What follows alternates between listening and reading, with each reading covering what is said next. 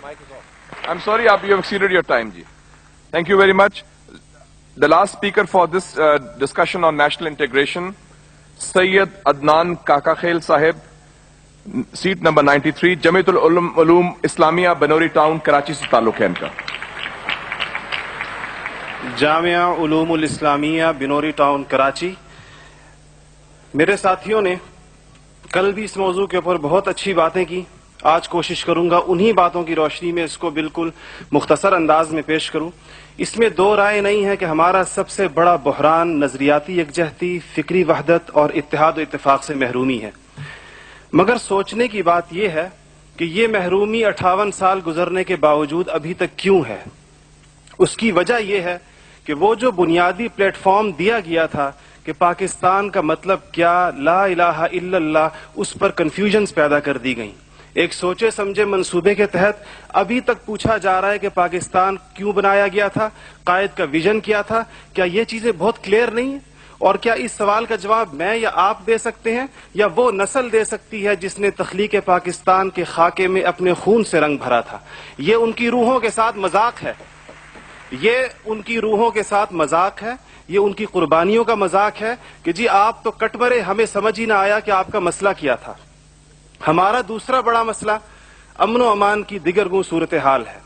और बदकिस्मती से इसको बाज़ औक़ात कहा जाता है कि इस्लाम जिम्मेदार है. हालांकि कुरान का मुताला बताता है कि सबसे ज्यादा इस्लाम अमन व अमान के ऊपर जोर देता है. इब्राहीम अलैहिस्सलाम की दुआ तो जरा देखिए. मईशत की बात बाद में करते हैं, इकोनॉमी की बात बाद में करते हैं, पहले अमन की बात करते हैं. फरमाते हैं रब्बि जअल हाज़ल बलद आमिना, इलाही मेरी इस बस्ती को अमन का गहवारा बना दे. फिर फरमाते हैं वर्ज़ुक़ अहलहू मिनस समरात, इसमें रहने वालों को इनकी मईशत भी ठीक कर दीजिए. और अल्लाह ताला भी जब अपने इनामात गिनवाते हैं तो फरमाते हैं इब्राहीम अलैहिस्सलाम को कि वइज़ जअलनल बैत मसाबतन लिन्नासि व अमना, हमने आपको एक ऐसी जगह बसाया जिसको बार बार आने की जगह और अमन का गहवारा बनाया. ये तो बात बिल्कुल वाज़ेह है. मसला ये है हमारा अमन व अमान तबाह क्यों हुआ, हमारा नौजवान किस तरह दहशतगर्दों का आला बना, और हम रोज बरोज लाकानूनियत की दलदल में क्यों धंसे जा रहे हैं. जनाब सदर, नोट करने की बात है कि ये सबक उसको किसी मजहब ने नहीं सिखाया, ये सबक उसको किसी दीन ने नहीं बताया. ये तबकाती तफरीक, इस्तेहसाली निज़ाम, टैलेंट की बेकदरी, तालीमी ढांचे का खोखलापन, बे इंतहा करप्शन और इख्तियारात के नाजायज इस्तेमाल वो खौफनाक मसाइल हैं जो नौजवान को इस तरफ लेकर गए हैं. आप ये मसाइल हल कर दीजिए, आप ये मसाइल हल कर दीजिए, फिर देखिए ये नौजवान दहशतगर्द है या अमन पसंद है.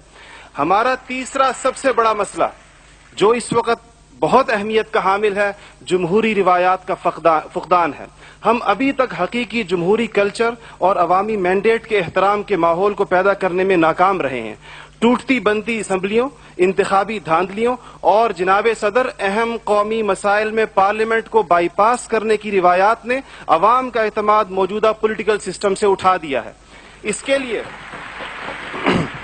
हमें अपने उस पड़ोसी मुल्क से सबक सीखना चाहिए जहां से मुशाहिद साहब तशरीफ लाए हैं और आप अनकरीब जाने वाले हैं. उनकी और हमारी तारीख आज़ादी एक ही है.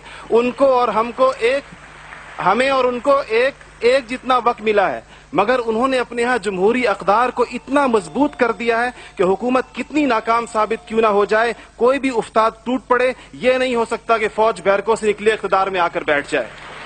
इसी तरह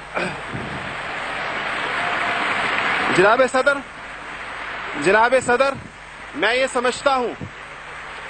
समझता हूं कि आज इस हॉल में लगी हुई कायद की तस्वीर आपसे पूछ रही है, आगे आप खड़े हुए हैं कि जनरल तुम तो सरहदों के रखवाले हो, तुमको ईवान इख्तिदार की राह किसने दिखाई है. और जनाब आला, हमारा तीसरा सबसे बड़ा मसला एलीट क्लास इकोनॉमी है. आपके आदादो शुमार के जादूगर कह रहे हैं कि मईशत तरक्की कर रही है, ज़र मुबादला के ज़खायर बढ़ रहे हैं, कर्जे कम हो गए हैं, कशकोल टूट गई है. आप बार बार कहते हैं पहले हम मांगने जाते थे, अब हम देने जाते हैं. और अवाम हैरान है कि खुदाया क्या माजरा है. मईशत तरक्की कर रही है, गरीब का चूल्हा बुझ रहा है, ज़र मुबादला के ज़खायर बढ़ रहे हैं, पेट्रोल की कीमतें आसमान से बातें कर रही हैं, रुपए की روپے کی قیمت ڈی ویلیو ہوتے ہوتے کہاں آ کھڑی ہوئی ہے. اور اس کے بعد ایک اور بات جناب صدر, آپ نے کہا کہ بسنت منانے سے کچھ نہیں ہوتا. اسلام تفریح سے ہرگز منع نہیں کرتا, بلکہ صحت مند تفریح کی حوصلہ افزائی کرتا ہے, مگر خدارا محروموں لاچاروں کی آرزوؤں کے مزار پر دھما چوکڑی نہ مچائی جائے. دیکھیں اسلام یہ کہتا ہے اگر ایک گھر کے اندر ایک عجیب تاثر ہے, ٹھیک ہے لوگ انفرادی طور پہ پتنگ اڑائیں, کوئی اس کو حرام نہیں کہتا, مگر جب ایک غریب دیکھتا ہے کہ میرے پیٹ میں روٹی نہیں, میرا صدر پتنگ بازی کر رہا ہے, تو وہ یوں سمجھتا ہے کہ ہمارے درمیان کوئی گیپ ہے. آپ بالکل وہ سمجھتا ہے. غریب کہتا ہے کہ میں, غریب دیکھتا ہے, غریب آپ کو اس کے احساسات کا بالکل اس طرح لگتا ہے ایک گھر کے اندر میت پڑی ہو اور آپ دوسرے گھر کے اندر ڈرم بجائیں کہ میں تو آزاد ہوں, غم تو تمہارا ہے میرا نہیں ہے. تو اس کو کوئی بھی اس کی اجازت نہیں دے گا, کوئی بھی مذہب کہے گا کہ نہیں, اس کا احساس کیجئے, اس کے اشک شوئی کریں, اس کو سینے سے لگائیے.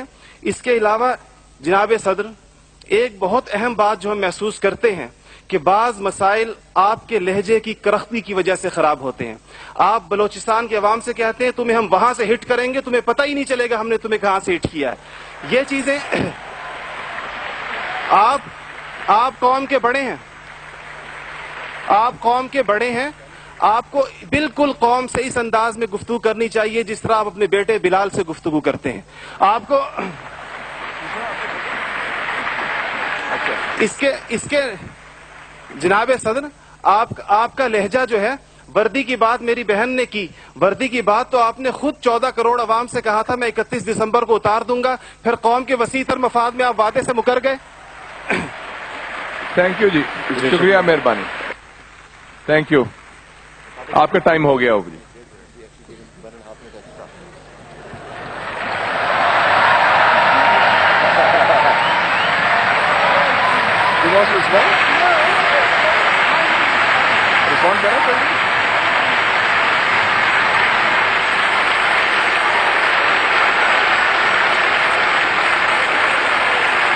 Okay.